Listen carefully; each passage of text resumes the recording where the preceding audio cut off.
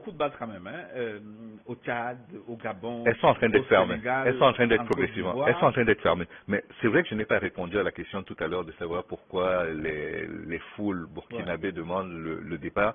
Non, mais un fait est simple, c'est que si nos armées sont aussi faibles, alors que depuis de nombreuses années, les accords ont été signés pour que leur formation soit faite par la France. C'est-à-dire nous y envoyons à la fois les officiers, mais ils nous envoient également des officiers ici pour aider à mettre les armées à un niveau qui leur permette de faire face à tous les risques et périls.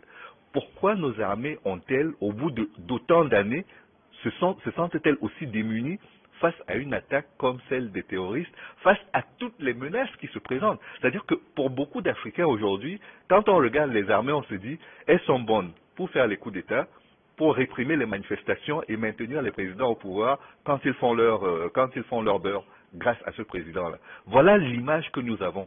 Et si tout cela est patronné par la France, on peut comprendre le ressentiment de certaines populations qui disent « Vous n'avez rendu service à personne.